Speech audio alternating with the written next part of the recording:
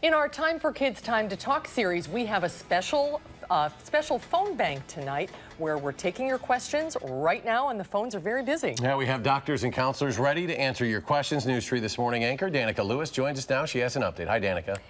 Hey, Eric. Hey, Susan. So we are, it doesn't look like it now, but we almost had everybody here on the phone a few moments ago. It was awesome. We've gotten a good, solid, I would say almost 10 calls by now, which for us, doing great right now. But it's not only these counselors and therapists and physicians from SSM Health and Journey Mental Health that really care about what your kids are struggling with. Even the smallest of school districts are making big efforts to make sure that their community is bringing services to its students and families. In addition to the programs Adams Friendship Schools in particular bring to its kids in their classrooms, they're also bringing professional counselors to students, so access isn't as much of an issue. It all started with one statistic that 1 of every 4 middle and high schoolers in that district have a plan for committing suicide. Of course, we still have more work to do. The conversation isn't over, and we need to keep moving forward. But celebrate that small movement. You may have saved 1 child, even 1. Think about if we lost that 1 child, what that would do to our community. That conversation that we would have to have if we lost that 1 child. Have that conversation before you lose that child. Tonight at 10, we're going to take you to Adams Friendship to share the challenges that rural area faces when it comes to mental health of their families and what changes are making a difference in schools. We asked other districts around our area as well what they're doing to support students' mental health this school year. You're going to be able to find a summary of those efforts over on our Time for Kids page on channel3000.com. We want to remind you one more time of this number that you can reach these excellent medical experts. They're taking time out of their day. 274-4000. That is the number. You can remain anonymous when you call in here. We have lots of open phone lines, so be sure to take advantage of this resource. So one of the biggest factors in the transition heading back to school can be anxiety. Your kids can be harboring a lot of nerves about maybe a new classroom, new teachers, new friends, whatever it may be. So we're going to sit down with or talk with Dr. Robert Payton. He's a psychologist with SSM Health about that very topic. He's right here behind me. We will talk with him in about 15 minutes on that. But for now, we'll send it back to you guys. Yeah, you know, 274-4000, give them a call. A lot of parents think, oh, it's something little, my kid can get through it. We'll get through. Give them a call, see if they can help, right? There you go. 274-4000, the number to call. Dannika, thank you so much. Thank you. All right, all hour we have been talking, taking your calls in our Time to Talk mental health phone bank. Let's go back to Dannika Lewis now, where doctors are standing by to answer your questions. Dannika? Hi there, Susan and Eric. So anxiety around back to school. It is a very real thing for kids, and no matter what age, it can be really scary, especially if there's a major transition. Maybe somebody's starting kindergarten, maybe somebody's going to a new building, maybe they don't have anybody they know in their class. Joining me now is Dr. Robert Payton with SSM Health. He's a psychologist. Thank you again for spending some time with us today. My pleasure. We've been having a lot of calls in. This is exciting. Yeah, we've had a lot of really good calls. Yeah. Talking about anxiety in particular, I feel like this is one of the bigger issues that parents are going to have to deal with. What do you suggest leading up to these few short days leading up to when everybody goes back? So I know some students are going to be going to school tomorrow, but if you are fortunate enough that your child isn't going until Tuesday, the #1 thing I would do is I'd start practicing that routine now. So wake up at the time that they're going to be going. I know that that means, kids. Yeah, sorry. I know that means the Labor Day weekend is perhaps not going to be quite as exciting in the mornings, but you can wake up early, get used to doing it, do the routine, make all of that comfortable so that it's really easy. The other thing we want to do is we want to make it as predictable as possible for those kids. So if they need to know who's going to be picking them up at the end of the day, who's taking them to the bus, all of that, we want a very clear routine so they know all of it. For, of course, our older kids in junior high and things like that, they're going to want to have their schedule and know where they're going on their classes and things of that nature. Yeah, you were talking about simple things like lockers, things that are very practicable, for lack of a better term. Yeah, so it's really surprising. It depends on the age of the child, what the concerns are. So for a lot of the junior high age kids, what we see is they're still worried about lockers, just like they were when we were going to school when we were younger. So just pick up a padlock and let them practice opening and closing a lock if that's something that's making them nervous. I think all children, if they're old enough to be able to know it, should know their parents' phone number and should know the address. That's always a source of comfort, and they know that there's that ultimate reach out. It's about giving giving these kids control of their own day, it sounds like. Absolutely. Yeah. For the young kids, the main thing that I'd think of is that separation from mom or dad is going to be the hard part in the morning for them. So I'd go ahead and practice the routine with that. You can even do it tomorrow as if the bus was coming. Sure. If you're not there, or if the bus is coming tomorrow, I'd go ahead and think about the routine tonight. Yeah. and just practice it at home, no problem. Absolutely. Let's put up the information for the phone bank. I want to ask you one more question about the older kiddos. We were talking about social media being a problem over the summer, and now quickly, just what is your advice to parents about that? Yeah, so on the one hand, I would not tell a child that they cannot be on Twitter or Facebook or any of the other social media, because for a lot of these kids, it's almost like asking them not to breathe right now. This is their social network. Right. However, if they're worried about somebody picking on them or saying things that aren't so nice to them, do at least give them permission. They can set the phone down. They can do other things. And of course, if anybody is feeling anxious, going for a quick run, taking a walk will help a lot. All right, Dr. Payton, thank you so much. Thank you all for joining us. The calls are coming in. Hopefully you can call as well. We'll send it back to you in the studio.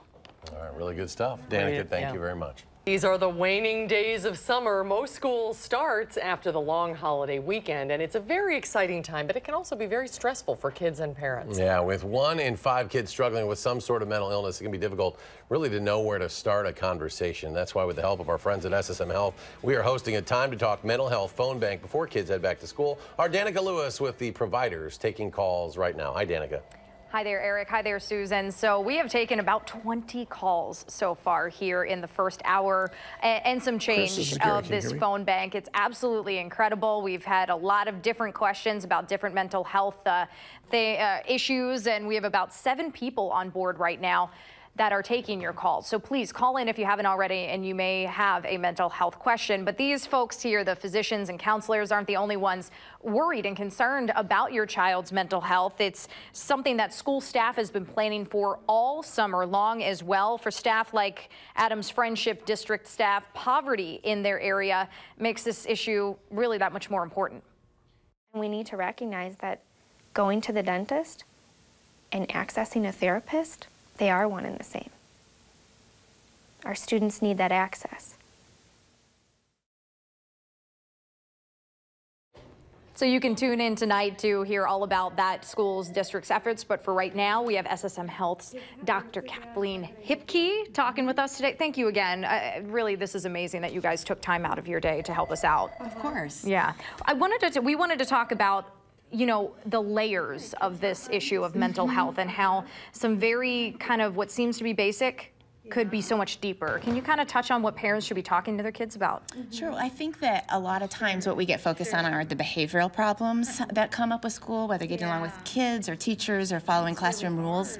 But if we can think about drilling down to what is this child struggling with? You know, is it learning? Is it attention? Is it body-based control? And, you know, or is it something maybe bigger? A lot of the kids in our districts have experienced a lot of traumatic events. There's a lot of stress, and they're bringing that with them into the classroom. Absolutely. So how do we even start this conversation? I mean, this is not an easy topic to bring up with anyone, let alone your children. Right. Well, I think with our kids, we want to be thinking really about listening more than talking in a lot of ways, and asking a lot of open-ended questions. You know, how is it going? What are you feeling? What is feeling hard? What's going well? And I really encourage the families we work with to be in communication with the teachers to understand what their observations are about where kids are excelling and where they're struggling. Are there challenges that as parents we don't fully maybe understand or ask enough about, in your opinion, that we should be? You know, I think that a lot of times we are afraid to ask about things that we're worried we might stress kids by asking, but what I think we need to remember is that if kids are struggling, it's an incredible relief for parents and adults to notice that and to say, hey, I want to understand about that, and I want to help you. Yeah.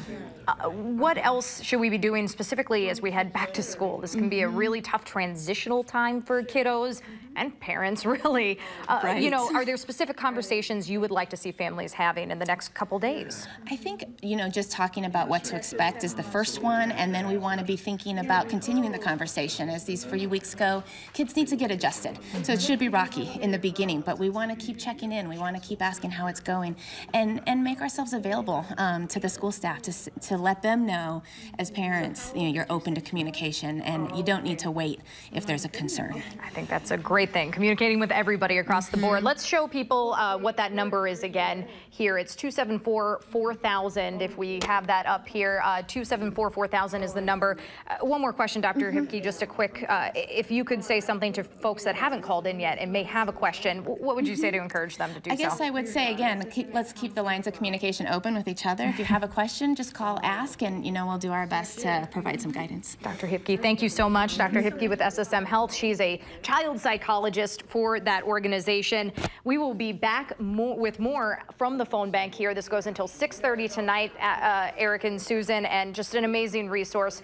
Confidential calls, you can call in 274-4000. Do so now if you have any back-to-school mental health questions. Great stuff. Dannika, thank you so much. Sure thing.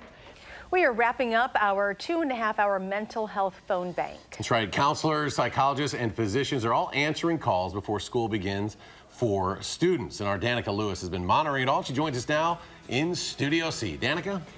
Eric, Charlotte, good evening to you. A special late night appearance from me, but hey, this is all absolutely worth it. We've had about 30 people call in to this phone bank this afternoon. This all started at 4 o'clock. We're going to go until 6:30, so another 20 minutes or so. One of our doctors right behind me here, Dr. Payton, actually took a call and talked to a mom and a child. This is what it's all about, folks. This is what we need to be doing, is having these kind of conversations. And to continue that conversation, I'm here with SSM Health pediatrician, Dr. Michael Trias. Thank you again for being willing to come out here today. Thanks for having me. I know this is a busy time for you as well. Sure. Yeah, speaking of kind of back to school, a lot of folks are bringing their kids in for their annual checkups, for physicals.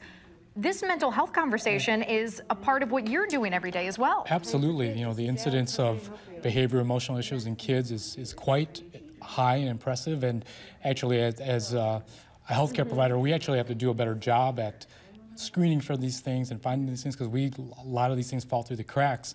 And as you see, we have a lot of mental health experts here, but a lot of times in order for them to get to these experts, they have to come through their primary care doctors, their family practice patients and pediatricians, and so we have to screen for that and find those things during those visits. And sometimes it can be very challenging. I was going to say, you're a physician. Physical is in the name. A physician, you know, what kind of questions do we need to be asking? What kind of things are you screening for when you say screening? Absolutely. So we screen for, depending on the age, we screen for depression, we screen for anxiety.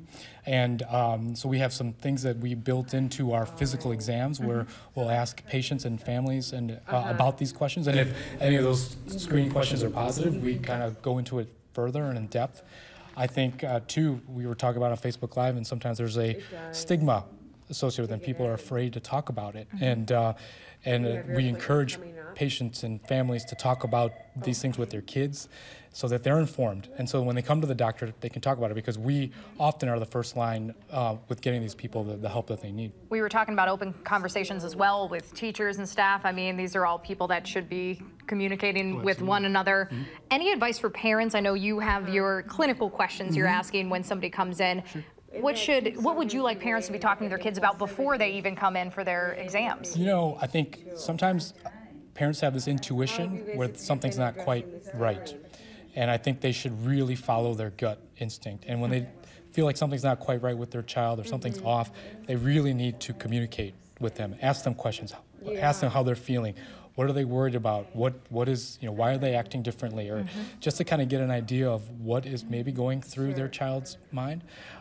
Because oftentimes, a child's not going to come up to you and say, I'm depressed or I'm anxious. They may start to act out. They may even have symptoms like headaches and stomach aches and avoiding school, avoiding friends. And so sometimes it's not going to be super clear to the parent. And so if something's off, talk to your child. I love it. Thank you, Dr. Trias, so much for being here and for talking with us. We want to remind people that phone number, 274-4000, is the number you can call here for free confidential advice from these physicians, these counselors, these medical professionals who are here taking the time because this is so important to talk about. So tonight at 10, we are going to be featuring a school district because this does not end when summer ends. This is something that is going to keep going and probably increase for your children, the need throughout the school year. We're going to have a piece out of Adam's Friendship where they're doing just incredible things for their kids. We will have that tonight at 10, but you have about 15 or so minutes to call into the phone bank here. Back to you guys in the studio. Yeah, really great stuff from all the folks in there, Dr. Trias, Yes. everybody, Dannika, you as well. And we look forward to your story tonight on News 3 at 10. Dannika, thank you.